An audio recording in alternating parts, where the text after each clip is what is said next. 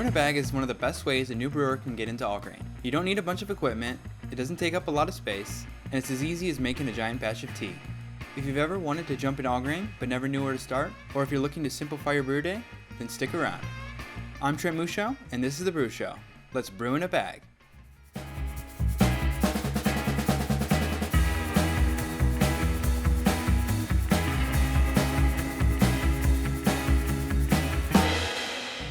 Brew in a bag, or BIAB, is a perfect starting point for new brewers who are looking to make the jump to all grain but don't want to spend a ton of money on a 3-vessel system. It's also much less intimidating for new brewers since the process is one of the simplest of all the brewing systems. If you already have a large stock pot, you might only need one thing to get started. I'll get into gear in a little bit, but first let's talk about how Brew in a bag came about. Brew in a bag's history is a bit cloudy, and no one can quite pinpoint its invention, but it really came into popularity thanks to some genius folks in Australia who are looking to simplify the home brewing process. When I started brewing, I always felt intimidated by the 3-vessel system, and also living in an apartment, I never felt that all grain brewing was doable for me. That's until I began reading blogs and books about brewing a bag. The main idea about BIAB is that instead of 3 vessels that hold the liquid, you do it all in one kettle. You use a mesh bag to hold crushed grain and then steep them in hot water to extract the sugars, creating the wort.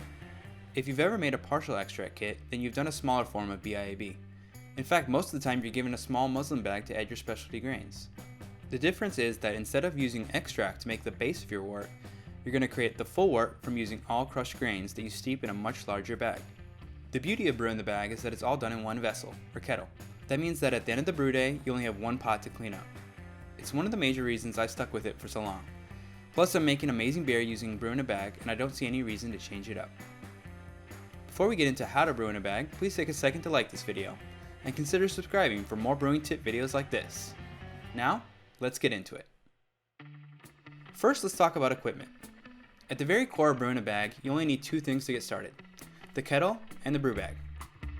The size of the kettle will determine how big of a batch of beer you're looking to make. In general, you need to add a little bit more than your desired final volume to account for losses. Those losses include grain absorption rate and boil-off rate. Grain absorption is the amount of liquid the crushed grains will soak up when you add them to your kettle. Most brewing software have an estimate for this, but generally we're talking about 0.12 quarts per pound of grain. This can vary based on many things, but for a 5.5 gallon batch, it can be up to 1 gallon. Boil-off rate is dependent on how vigorous and how long you boil for. The only way to know this is to test out a boil with water in your kettle and set a timer for 30 minutes to see how much is boiled off. Then make note for future batches. Let's say for this example, we boil off half a gallon in half an hour. So if we want 5.5 gallons in our fermenter, we're going to need at least a 7-gallon kettle. But I would recommend an 8-gallon kettle to be safe. Boilovers are no fun to clean up. If you do smaller batches, just do the same calculations to determine the right kettle size for you. Brew in a bag can be done for any size homebrew batch. The last thing I'll say about kettles is that it can be helpful to have a valve near the bottom of your kettle to dump out the wort into your fermenter. Not required, but it's easier than lifting up 5 gallons of liquid. Brew bags can be made from fabric, muslin, or nylon, and they're pretty much all interchangeable. I use a standard mesh bag found at most home brewing stores. It's cheap, and it's been a workhorse for me for dozens of brews. Just make sure that you get one that fits your kettle the best. You might need to do some measuring, but there's also some companies that make custom fit brew bags if your kettle is a little odd shaped. For all the equipment I talk about, I'll leave a link in the description for my favorite choice. So those are the must-haves. Let's talk about some other gear that might be helpful. If you're doing a 5-gallon or larger batch, you're going to need a way to rapidly heat up all that water. A propane burner is the cheapest way to go. You can spend as much or as little as you want, but they all do the same. Make fire and heat up water. If you're going to do smaller batches, you might be able to get away with using your stovetop. I did that for years when starting brewing a bag. I've even seen people make 5-gallon batches on stovetops. But just be careful not to make a mess, or your significant other or roommate might evict you. You could also go electric for heating, and there are a ton of kettle add-ons or electric brew in a bag systems that work great. But unless you have access to 240 volt power, your brew day is going to be a lot of waiting around for things to heat up. I know the apartment brewer used a combo of electric and stovetop to make amazing beers before jumping to a full electric brew in a bag system. Also, while we're talking about heat, a good thermometer is useful to hit the right temp ranges for mashing or steeping the grains, but hopefully you already have one of these around the house. A grain mill is also nice to have, as it'll allow you to crush the grains to your preference. With brew in a bag, you can go as fine as you want, since there's no concern about a stuck mash or sparge, like in traditional brewing systems. That means you can get a little more extraction out of the grains. But don't worry if you don't have a mill. Every homebrew store has a mill that you can use, or if you buy online, you can often buy your grains pre-crushed for a small fee, so don't feel that you have to invest in that quite yet. If your bag doesn't have a drawstring, it might be useful to have some binder clips to keep your bag from falling in.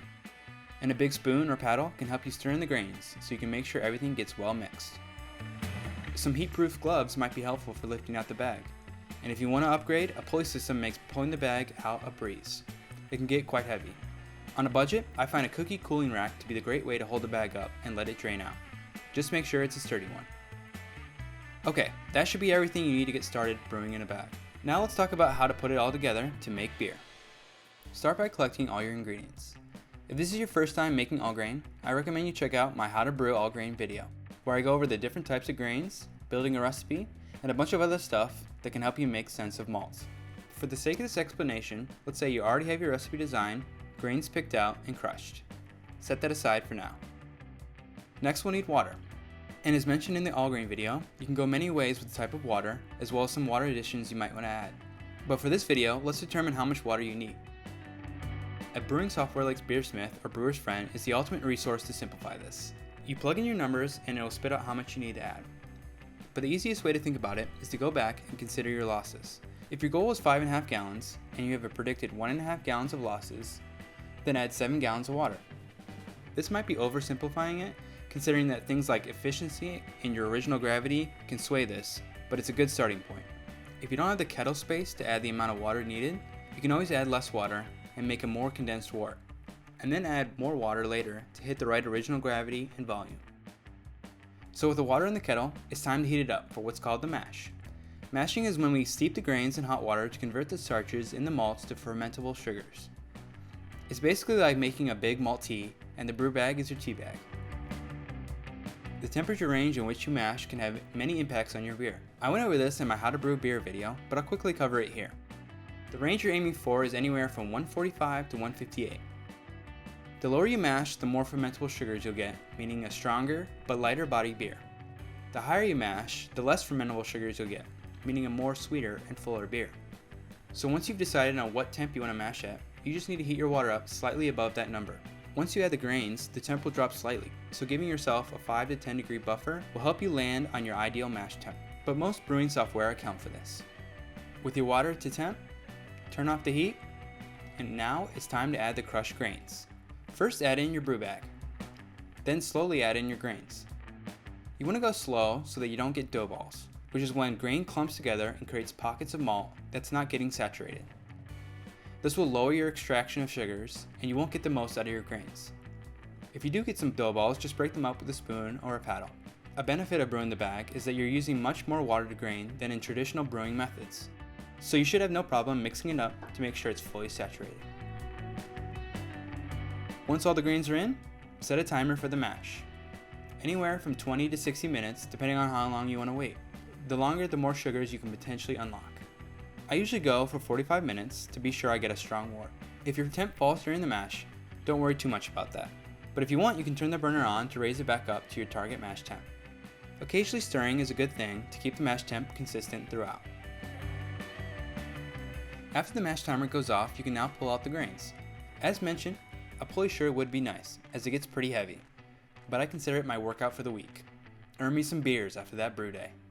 But be careful, as it's hot as and then just let the bag drain out in a bucket or on a cooling rack. I like the cooling rack on top of the kettle because it all just drips back in. You can also squeeze the bag to get more sweet wort out. Don't worry about that myth that says you'll extract tannins.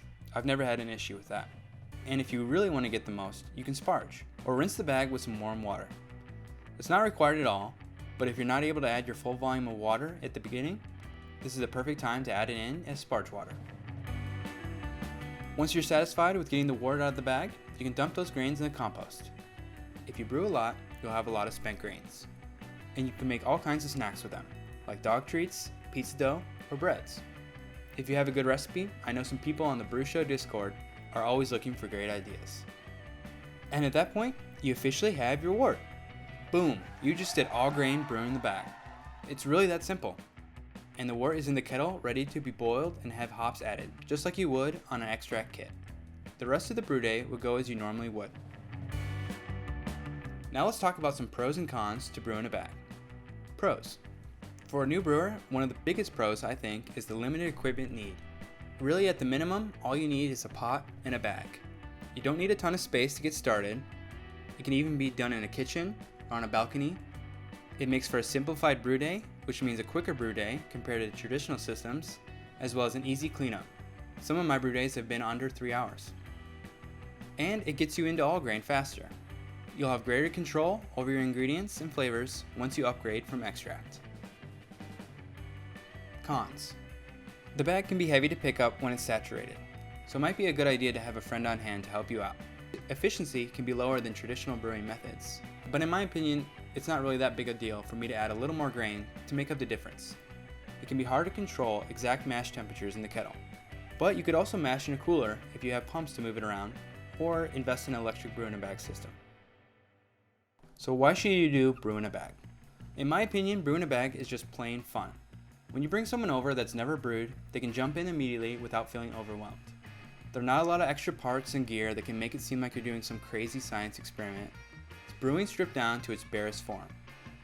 And for the beginner, it's the easiest and least expensive way to make the jump from extract, which in the end will help you have more control over the ingredients and the quality of beer you make. Brewing to me is all about having fun and making something delicious, and as long as brew in a bag can check both those boxes, I'll keep doing it. Someday I might upgrade to an electric brew in a bag system, but for now I'm enjoying brewing outdoors and loving the beer I'm making. I hope you consider doing brew in a bag if you're a beginner, or someone just looking to simplify your brew day. If you do, I'd love to hear from you. Send me some pics of your setup on Instagram at TheBruSho. And if you have any questions about brew in a bag, please let me know in the comments. Or feel free to hop over to the Discord, where you can post questions and either myself or fellow homebrewers can help you out. The invite link to the BeerSmith Discord is in the description. Lastly, I want to say a big thank you to everyone that's subscribed. As I'm recording this, I just hit 2,000 subscribers. I appreciate you all watching, commenting, and sharing my videos. Happy brewing, and cheers!